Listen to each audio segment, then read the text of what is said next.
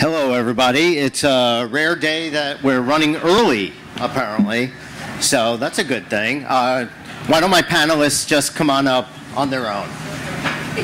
Everybody's bundled up nicely. Jessica, Christine, Naivasha, please sit down. Yes.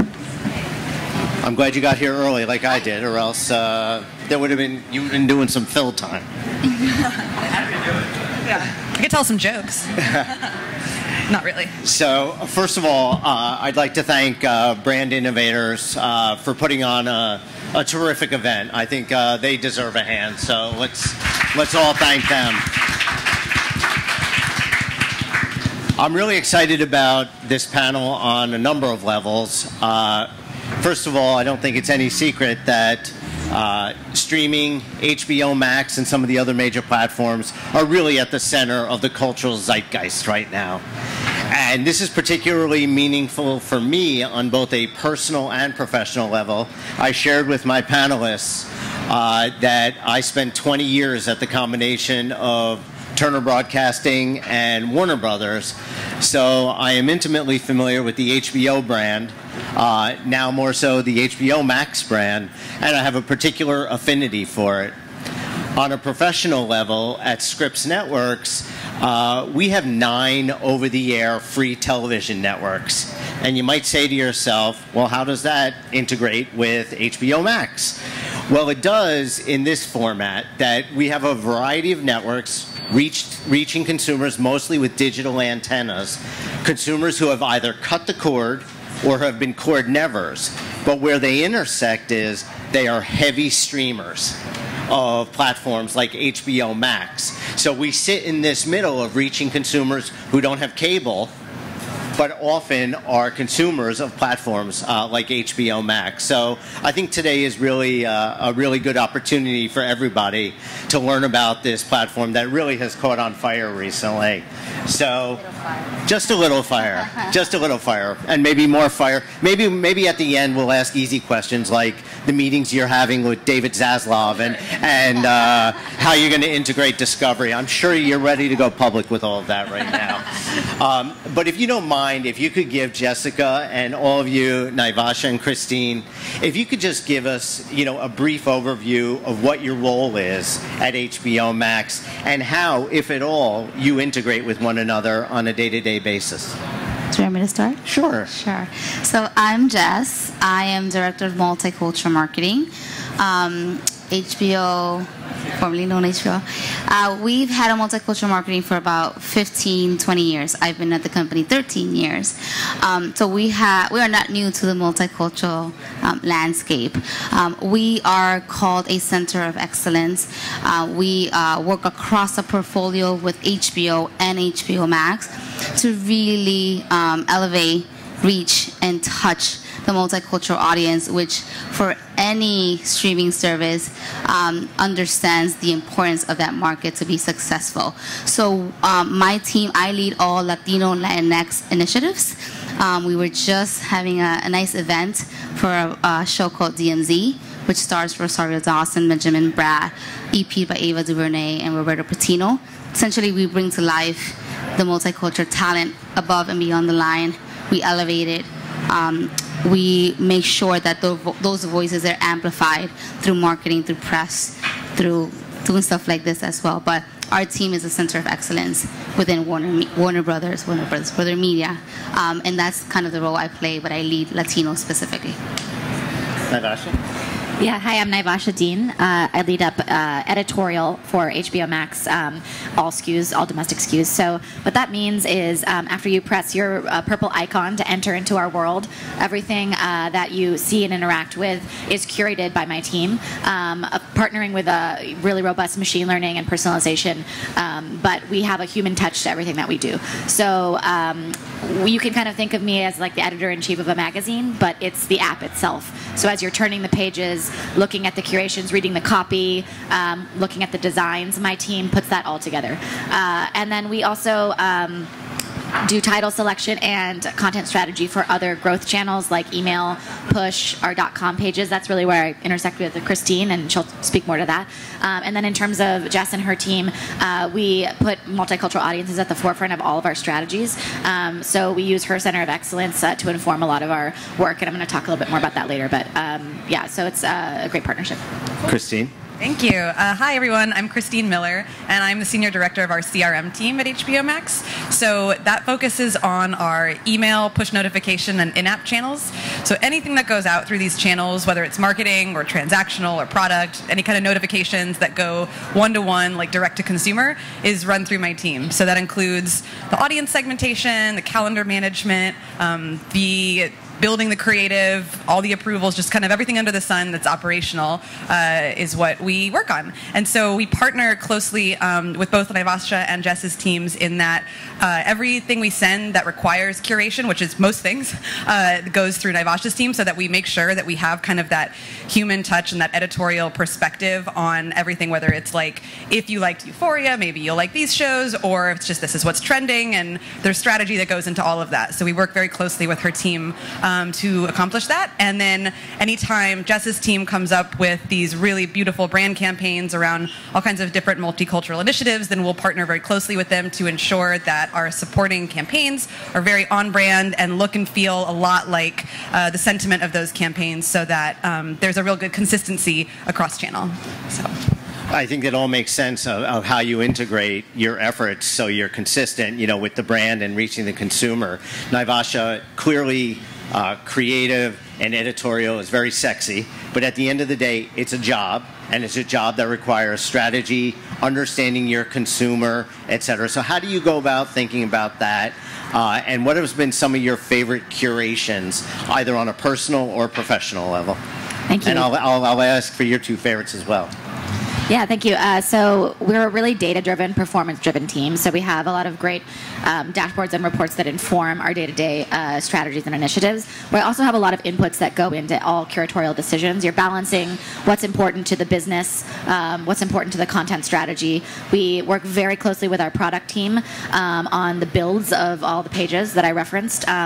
It's very important that we don't have just a grid that leads to an endless scroll. So you'll see moments of rest on the pages as you're going through to read about a specific title, tiles that are a little bit larger or smaller to place different emphasis on different curations. And then, of course, we work with our growth arms, our brand arms, to make sure that full funnel approach is there. So some of my favorite curations recently, I'll talk about some small ones and some big ones. So a small one that we're testing right now is called Insomnia TV. So if you're a night owl and you log in to HBO Max late at night, you'll find a curation for you, and it's full of the shows that we see over-indexing as late-night viewing, and it's called Insomnia TV, and it's only up for a few hours, very late at night, and so we're testing that with our AVOD audience. And then on a bigger scale, we'll work with the brand team and our program marketing team around bigger tentpole events and anniversaries. One recent one was the Game of Thrones Iron anniversary, 10 years since that launched, and that page was just it was our Everest. It was just, it was incredible because you could explore the character journeys, explore Westeros, get into a documentary about the making of Game of Thrones. Everything that there was about Game of Thrones was on this page and really nicely laid out. And then one more I'll mention is we just wrapped up our Black History Month campaign, which we worked closely with Jass's team on, and it was visually stunning, really impactful storytelling, and I was really proud of that one. Great. Christine, do you have any particular favorites? I do. I currently, since it's Women's History Month, the editorial teams created this So She Did collection, which is really beautiful and focuses on female storytellers, directors, writers, talent. Also has a lot of focus on women of color, and it's really incredible to see like some things you don't even know, like directed by women and things like that. So that's one of my personal favorites, especially right now. And we've done some really nice campaigns, CRM campaigns around it that bring you directly into that spotlight. And something I love about when her team creates these really nice curated pages, being able to have like an in-app message or something like that that is able to really pull people into that experience, but you don't really know like, oh, I'm getting a separate kind of marketing channel that's directing me here. It's kind of all lives within the app. So if it's a a push or an in-app notification, it really feels like the same experience, and the creative looks the same, and it's enough so that you're kind of seeing the same consistent branding throughout.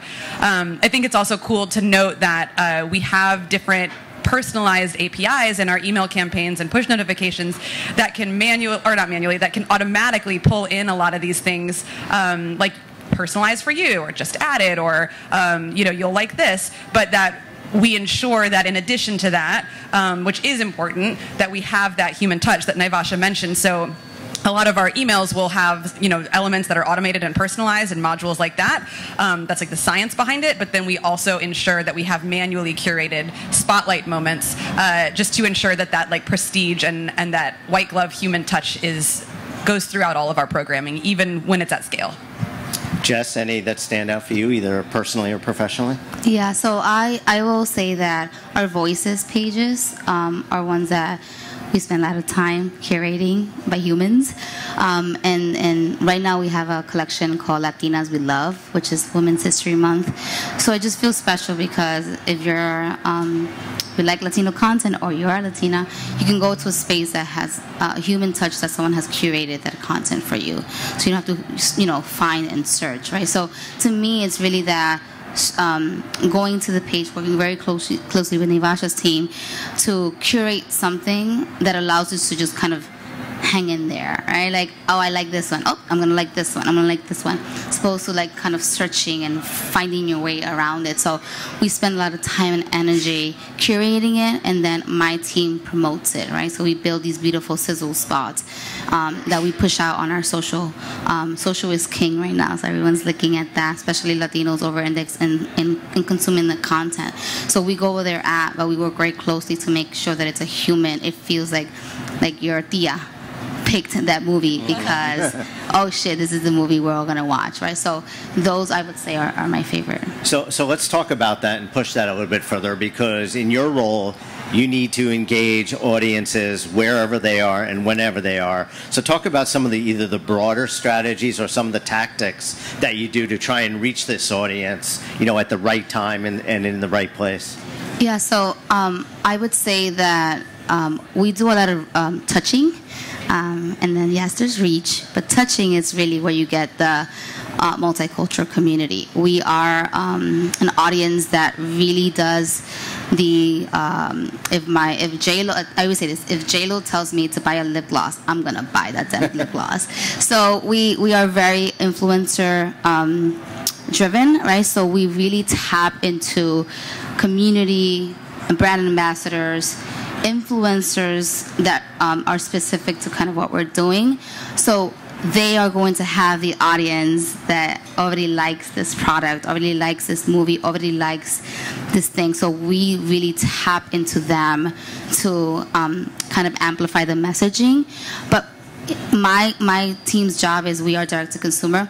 We create experiences. So last night, there was this little party we had on 6th Street, and that was an experience we created. We brought the show to life. So when you see the show, you'll say, oh my God, that was a sign that was there.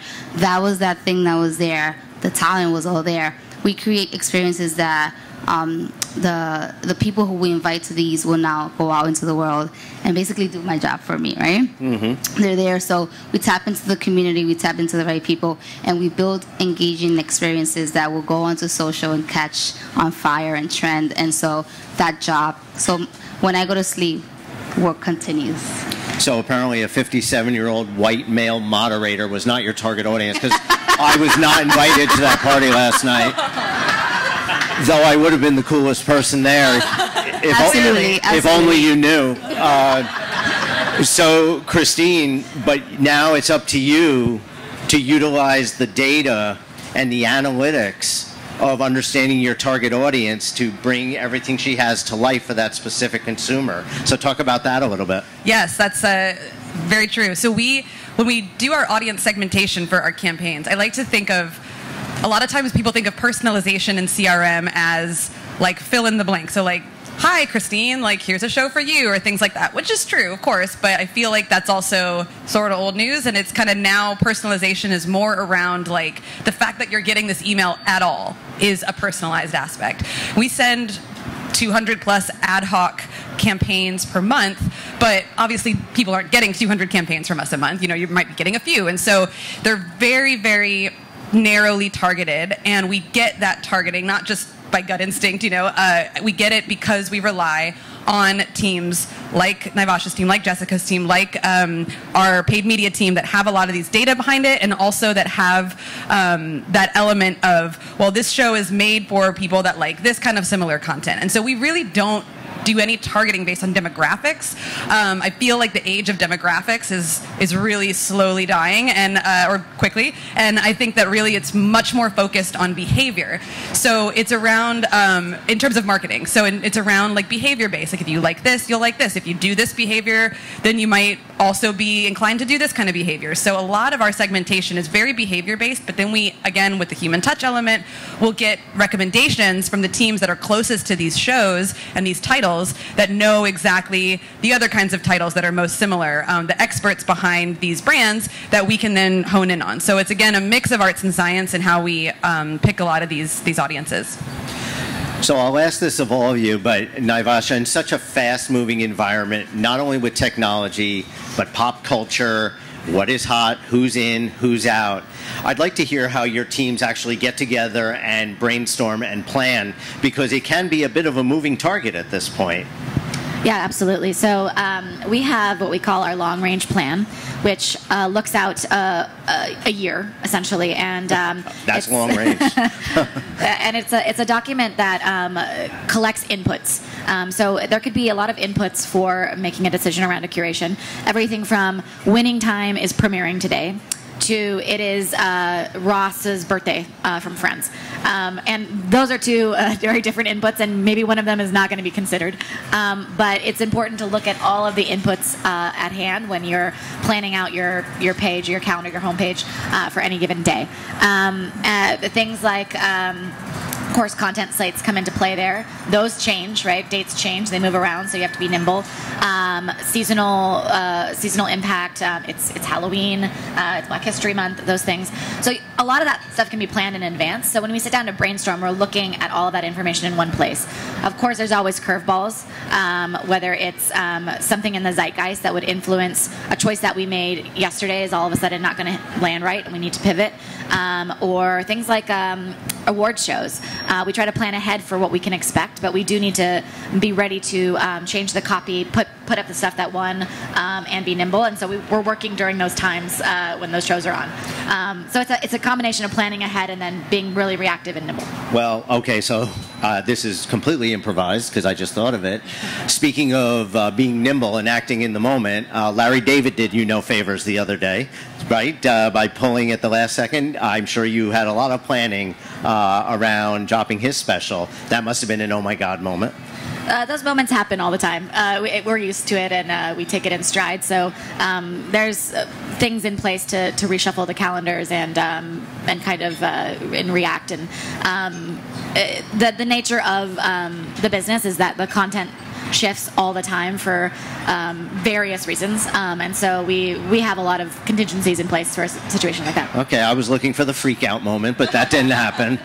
And Jass, I'm sure in your meetings when you think about the creative and how you're going to approach the consumer, you must get a wild range of suggestions and emotions. Talk about how your team collaborates on that. Yeah, so we keep our ear to the ground. Like we have to feed from what the community, what's happening in the community. We cannot be tone deaf. We wouldn't be named the Center of Excellence if we were.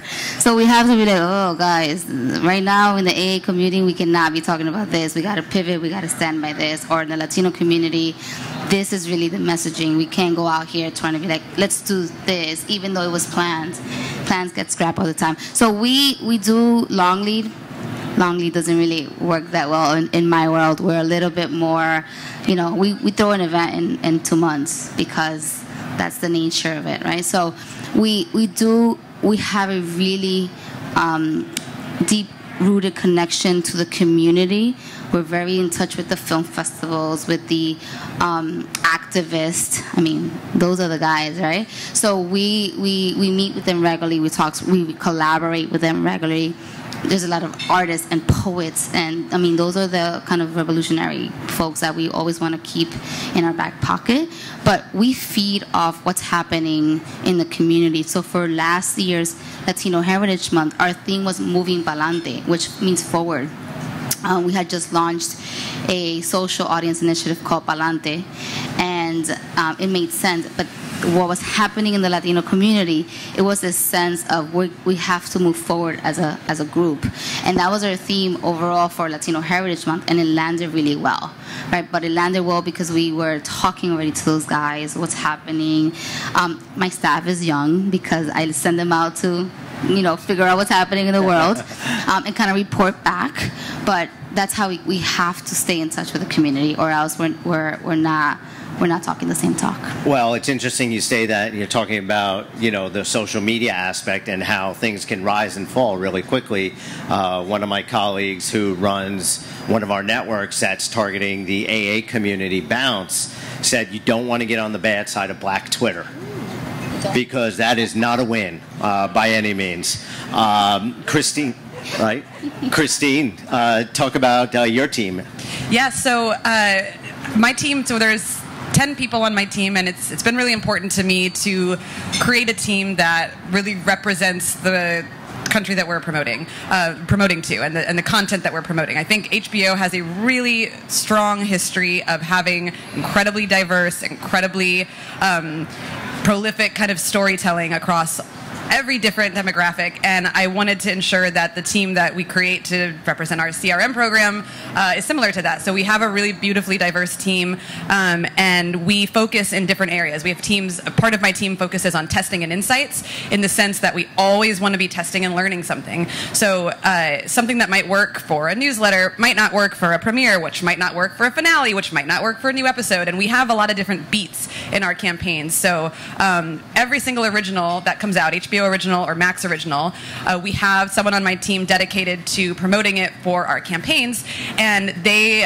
are, I mean, it takes the same amount of human power on my team to promote something that is a huge success or a tiny little show, but it's important to us that each title gets some level of support. Maybe different, maybe Euphoria, which is like a big phenomenon, which is an incredibly popular show, is going to get more CRM support than like the new, or it's not that new anymore, but like Aquaman King of Atlantis cartoon or something. But the people that like Aquaman King of Atlantis really like it, because there's DC fans that are really intense and love that kind of content. So I think for as many huge titles that everyone's heard of and everyone's talking about, there are a lot of other little titles that are more niche that are important to get to the right people. So I'm not going to send an email to 10 million people about Aquaman King of Atlantis, but I am going to send it to the people that really care. And it's about partnering with different teams and looking at that kind of experience to ensure that we are getting that audience correct.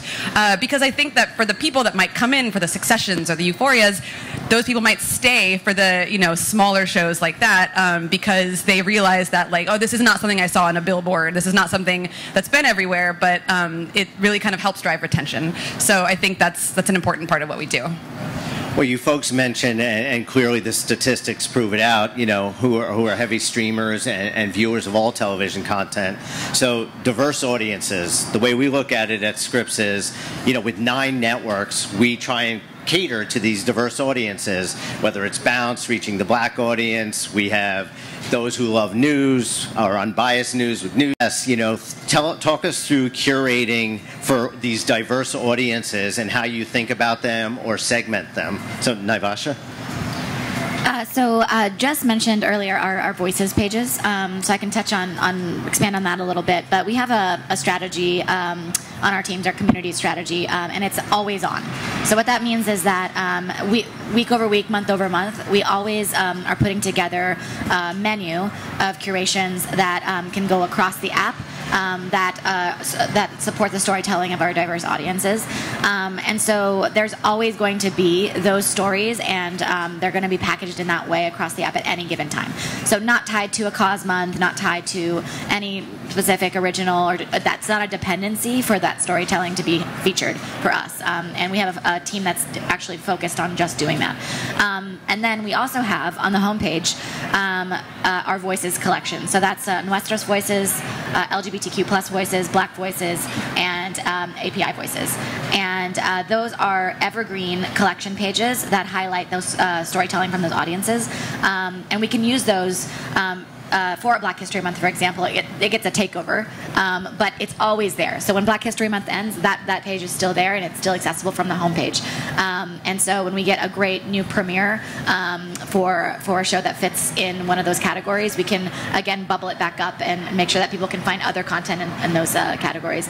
But we work really closely with Jass's team on getting that right, using them as the center of excellence function. So maybe you want to talk about how we intersect there. Yeah, so we have a lot of meetings. But essentially, there's a team that has the list of all of our titles, and it starts to get curated. And then our expertise is, we'll say, hey, you know, the Latin Grammys are in November. Let's curate that for music, right? Because the Latino community is going to be talking about music. We should be part of the conversation. So that's how it goes. So if we know that there's a key moment for any of the demographics, then we curate it because we know that community is going to be talking about that thing, and we always want to be part of the conversation. We never not want to be somehow tied to what the community is talking about. But essentially, you know, it goes from us bringing the expertise of actually that one's not Spanish, that one's Portuguese, or that's Spaniard, which is not Latino, right. And making sure that those small nuances, which are a big deal if we mess it up, are right when it goes out to the audiences.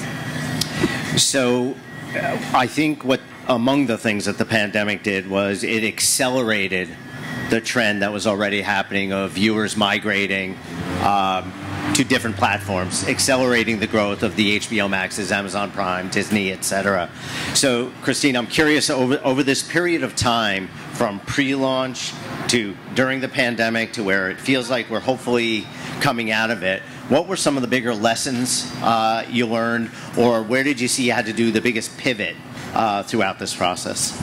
It's interesting because I started at HBO Max in February 2020, and I started in the office and was like, everything's great, and then let's have a very normal year. And then 1 month in, it was like everything's shut down, everyone's going to work from home for maybe a week or two, and maybe forever, and maybe a month, and it was a lot of unknown. We launched in May of 2020, so we literally launched the HBO Max app all from our living rooms. You know, we were like just on a lot of WebExes and a lot of calls, and I just remember being like, the Welcome series is live, it's deploying, and like it's just interesting, like in my room with my Diet Coke, like by myself, you know, to nobody. But it just like, I think it was an interesting moment that I think made us really strong as a company, because we realized that we, even not in the same room, can be really, really, really strong. And I mean, all of us have been here pre-launch, and we're able to see how that's grown. And I think it's an interesting thing to launch during the pandemic, so it wasn't like something where, I mean, HBO Max wise, it wasn't something that we had to, we're going a certain way and then it changed. It was like that was kind of normal for us in the beginning. And so it coincided with people streaming a lot more. We had the same day Warner Brothers premieres last year, which was a huge moment for us, and with the beginning of Wonder Woman 84. And so all of that ended up just being, it felt like we were kind of watching streaming history happening in front of us, and we were doing it together, and it was really powerful, and something that I think wouldn't have felt quite as bonding otherwise had we not kind of gone through that together. And the same day premieres thing was super interesting to see, and that was a really big topic in the news and everything, and it was, from a CRM perspective, really exciting to be able to promote a lot of that content and see the reaction to it and everything. So, yeah, I hope that answers your question. Well, it does, and I feel like I almost led the witness, because where I was going to go with that, with you, Naivasha, was it made just a little bit of news, same-day streaming, and Jason at Warner Brothers certainly had a few challenging days in there, but I think it really became a pivotal moment for HBO Max, and it has really set the stage for ongoing dialogue, debates with the distributors. So talk about how that impacted you and this pivot right in the middle of this pandemic. Yeah, I mean, to your point, it's been really, really successful for us, and it was so amazing to have those movies on our platform. We think of ourselves on my team as stewards of the content that's on our platform. We want to make sure it's successful and give it its best chance to find the right audience, and so it's to have that responsibility for Godzilla versus Kong is like, you wake up and you're like, you got to get it right. So the pressure was definitely on. But so what we did was, we assigned some focused leads from my team to work on what does a repeatable, scalable strategy look like for each movie. Because what exhausts teams at the end of the day is having to redo everything every time and scramble. So Wonder Woman 84 was the first one that we had. That was I won't want to repeat those days because it was hard. But then after that, we were like, all right, we need a repeatable, scalable process and solution to how each movie is going to get merchandised. So there was a toolkit for, this is probably too much detail, but there's a toolkit for every single movie, and it included what curations are going on, what is the copy, what state of legal approvals are we in, where is it going to be found, how many days in each placement is it going to have, where are we in talks with the filmmaker, where are all the decks, linked it all together. And every movie we got better and better and better until the last movie we had, The Matrix, it was just, BAU, no problem. So yeah, I'm really proud of how we were able to ramp up just the sophistication of how we were operating in response to the big responsibility that we had to do right by these movies. Oh, absolutely. And Jess, out of nowhere, you had to take on Wonder Woman. Not an easy task. So having brands like that suddenly at your disposal had to be a dream. I mean, Wonder Woman sells itself, right? And Latinos, I mean, we love watching, we watch everything and anything, right? So it was just like, get them on social. Come on, let's whoop up the familia in the living room and let's watch this. So it wasn't that hard because those big titles, they really sell themselves, right? It's like the documentary about, that's the one that I'm like, hey, you really need to watch this, right?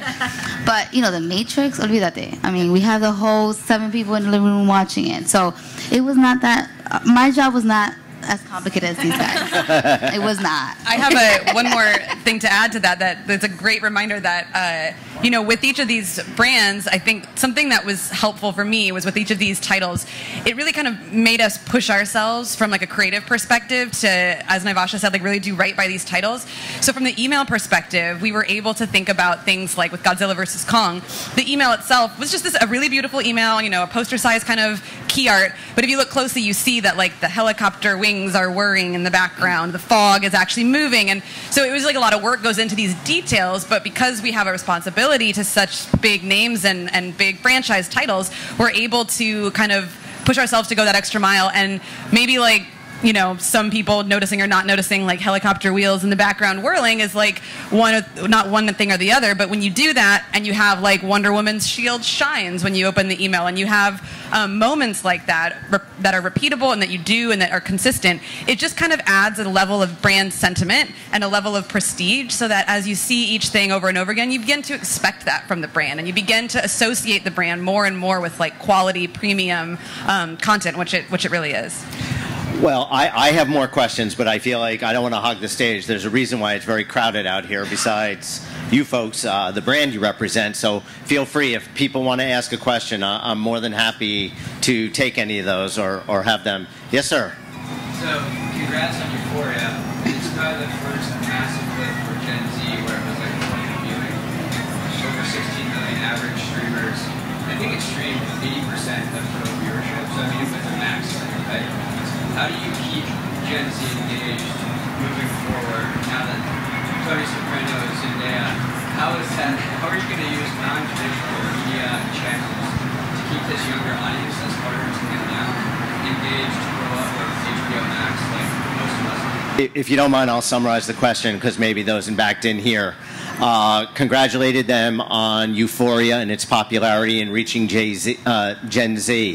How do you keep... Jay-Z too. I'm sure he loves it. Yes, I know. Jay-Z dedicated his whole social media to Euphoria. We'll talk about music in a minute. How do you keep them engaged? You know, keeping this fickle audience engaged. I can speak a little to that, but I know that on the editorial team, they curate a lot of pages around, like, if you like Euphoria, you'll also like these kind of titles. On the email and push in-app side, it's our responsibility to ensure that with titles like this that are big phenomena that people might be coming in to watch that title, that they know what else is out there. We have a lot of other content that is actually available for the Gen Z audience that might not be as big. So we have triggers going out. So as soon as someone finishes watching Euphoria, they will receive a campaign at the channel of kind of their preference that makes sense for them in the moment, that will link them to the place where they can see all of this, you know, really beautifully hand-curated stuff around that speaks to them in that voice. Something that's important to us on the email side is when we do these handoff emails, we know that the person has finished the entire season, so we're able to speak to them in the voice of the characters and the voice of that season. So we did the same thing with Gossip Girl, we do the same thing with Game of Thrones, where it's like we're fans talking to fans. It's not just going to be like, hi Christine, you liked Euphoria, here's what else to watch. Like, could do that, but it's really around, like, when we recommend other content, we recommend it like because, you know, this character did this and this and this, then you'll also kind of like how the dynamic of these characters work. And so it's very, very intertwined. And while they're automated campaigns, but there's a lot of like strategy that goes into the wording and what titles are chosen and how we present it. And based on the kind of tone of that initial title is how we tone that email and that language. And that has been, we've seen a really, really good lift in retention against control when we do these kinds of tactics. Anybody else have a question, or did you want to add to that, Naivasha? Yeah, I'll add to Christine briefly. We do a lot of exactly that in the app as well. So essentially, we don't want to prevent anybody from watching what they came in to watch. So if they came in to watch Euphoria, we want them to see that immediately. We don't want to put up roadblocks, but we also want to expose them to the other great stuff that they're going to want to watch, because the more they watch, the more they love their subscription, the longer they stay. So you know, anecdotally, we saw Pretty Little Liars really increase in viewership around this time, and a lot of other shows like that. So they are discovering other things to watch, but that's not by chance. That's because we're putting Pretty Little Liars up more prominently in the personalized homepage, so that it's getting served to the right people. And so we rely on machine learning to an extent for that, but we curate the opportunity for the algorithm to show the best selections to that audience. And if I could add really quick, we also rely on the consumer. Like now we have all these kids, and they know where to come for the cool shit, right? So they're gonna keep coming back, and we are gonna keep making it, right? I remember when like, oh my God, True Blood, you're never gonna make another show. Oh my God, Game of Thrones, you're never gonna make another show. Oh my God, Succession. Like, we make shows. That's what we do, right?